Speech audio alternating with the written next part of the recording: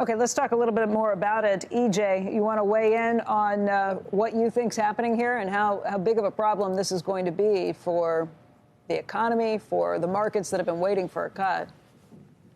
Well, in terms of the economy, I think this is a really big problem because what we've seen is M2, for example, not declining, not flatlining, but growing ever since October. The Fed is allowing it to grow because they're allowing all of this money to move out of sterilization to boost bank reserves. That's causing equities to go up, and it's also causing bank credit to expand.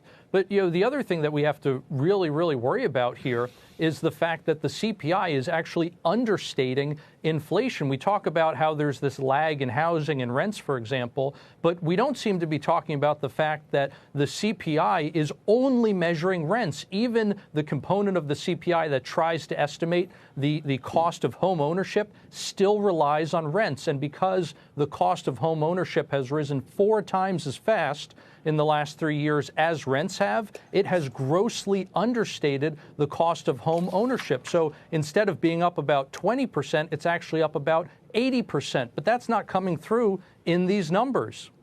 Hey, Steve and Rick, let's say we're trying to figure out a scenario that makes Professor that we had on earlier. I don't know if you saw it, Rick, but Steve was referencing it. This is like the nightmare scenario, Steve. The professor thought that they're too tight right now.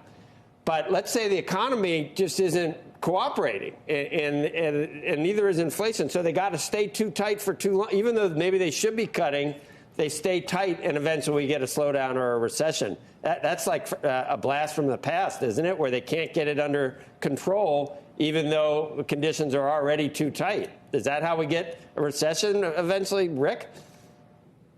Well, listen, I think that the Fed keeping rates where they're at, higher for longer, is the right decision. I do think that there's certain aspects within the economy where prices are going to remain sticky. But the issue is, Joe, is that the Fed can't really help those areas. Whether it's fire insurance, auto repair, the cost of autos, EV issues, all these things moving forward are not going to be slowed down in a dramatic way, no matter where the Fed pegs interest rates. Much of it is government policy, and government policy goes against economics, hence we have many of these issues. I think sticky inflation is going to remain, but I think it's a completely different animal than the type of inflation that we're most fearful of in the 70s. Hey, Steve, I'll let you weigh in on that in just a second, but I want to get Skanda in because he hasn't weighed in yet. Skanda, go ahead. You respond to what you think on that question, too.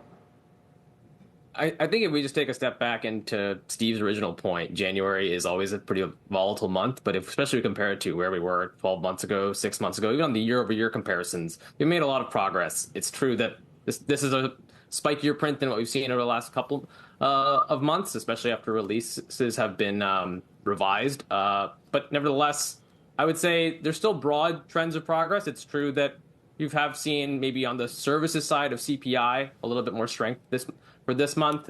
Goods deflation is continuing. Rent is taking a while to actually feed in.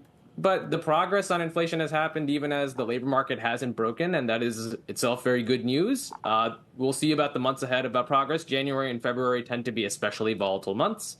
But I would be a little bit more careful about how to parse numbers around January and February in particular. These are especially volatile months where seasonal adjustment is doing a lot of the work alongside. This is obviously a place where prices tend to be raised around the turn of the calendar year. So I would just urge some level of caution and take a little bit of a deeper perspective about how these numbers are actually should be shaping how Fed policy should be set going forward.